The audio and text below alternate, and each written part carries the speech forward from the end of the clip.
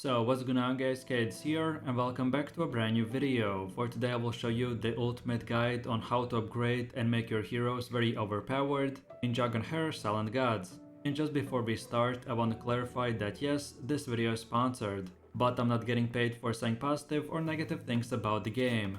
All they said is just to give a try to this game and see if I like it. So then if at the end of the video you want to try this game out, then click my link in the description to download and play the game for free. And don't forget to use my gift code for awesome rewards. So if this sounds interesting to you, then let's get right into it. And for those who are new to my channel or new to Dragonheir, I would like to briefly introduce you the game before we are diving right into today's content. So Dragonheir is an open world game with a western fantasy theme. The game incorporates many tabletop game RPG mechanics, represented by D&D, such as dice rolling, character creation and thrilling dungeon fights. The Dragonheir offers nearly 200 heroes with varied traits, elements, alignments, kinsfolk and classes. Players are able to craft their own dream of 5 heroes, shaping formations to match their strategy and much more. And if you're interested in a more deeper dive, then don't forget to check out my Dragonheir review video. So then first of all, let's move over to the character creation. There are 4 different races including human, dwarf, half-elf and lizard folk. And as you can see, there are a lot of customization options available, but these are only for cosmetics. So at the beginning, the only most important choice is how you distribute your attributes. And as you can see, each race gets 10 points in each attribute, plus 4 points divided into different attributes. So humans get plus 1 in dexterity, con, charisma and wisdom, while half-elf gets plus 1 in dexterity, then plus 2 in charisma and plus 1 in wisdom. The more you will progress, the more points you will get to allocate in your character, so then later you will be able to mix and match. But if you want to optimize your character right from the start, then I would go with the half-elf, as charisma will be important for our dice rolls and much more.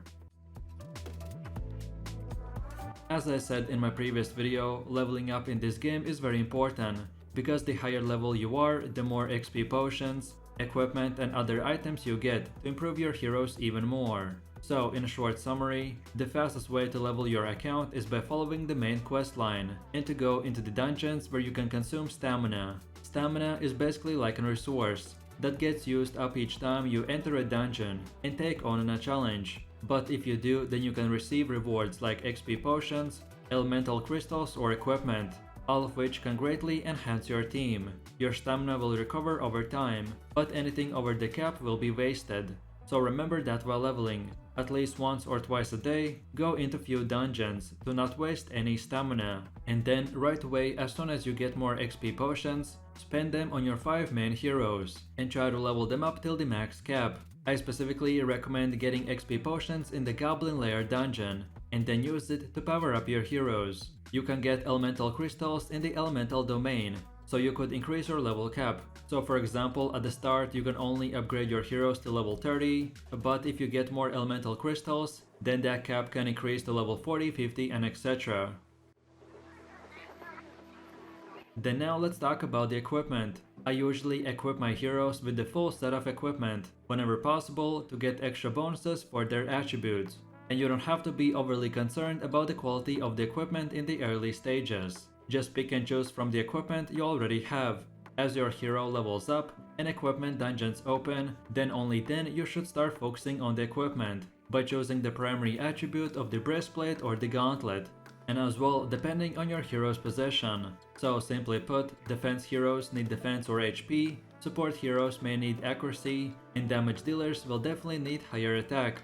Equipment enhancements provide a big upgrade, but are also expensive, so be selective and invest only in the equipment that has the best attributes that you need to make the most out of your hero. You can get equipment and runes in the Catacomb dungeons and Ruin dungeons. And whenever your hero gets an upgrade, remember to try to challenge dungeons of a higher difficulty, because with each difficulty increase, the dungeon will provide you with better rewards and will help your hero to get a further boost. And through this repeating cycle, you will eventually be able to defeat all the enemies in the game. Then on top of all of this, equipment can be enhanced to obtain better attributes. For every level upgrade, the primary attribute will be enhanced.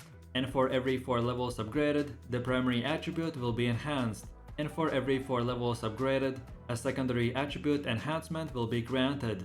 You can get a secondary attribute when there are less than 4 secondary attributes, and enhance a random secondary attribute once there are already 4 of them. What you may have noticed is that different ranks of equipment have different level caps. So for common, rare, epic and legendary equipment, it is 8, 12, 16 and 20, with initial substats of 0, 1, 2 and 3.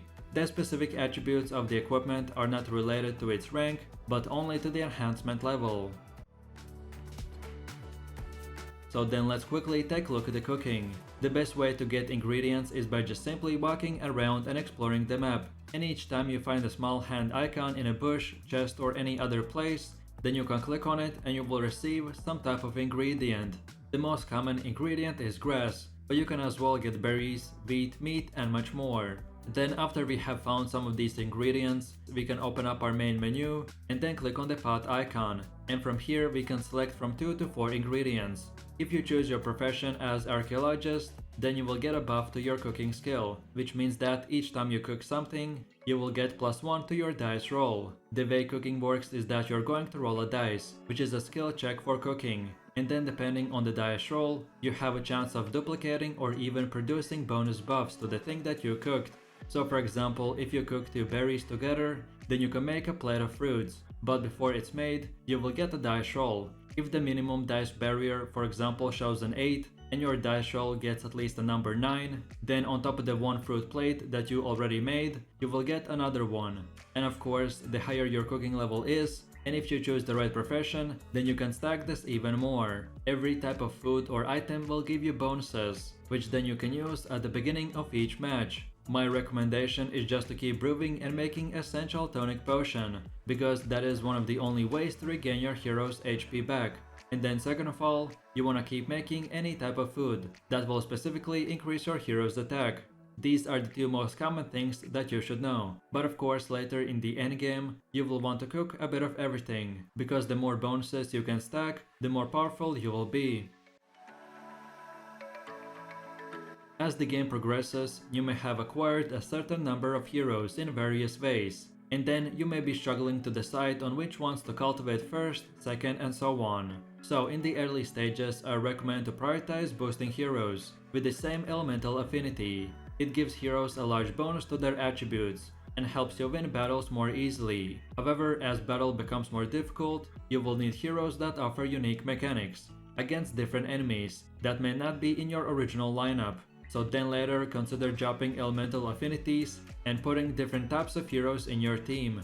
I also recommend that you prioritize your resources early on to the heroes that have AoE attack, because these types of heroes work better in the main quest and Goblin Lair battles, which will help you to get through the beginner space easier. But then as more gameplay unfolds, heroes who are better at attacking individual enemies will have a place to shine, because as I said in the early game, you will fight more groups of enemies, where in the late game, it will be mainly all about boss fights. And that's about it.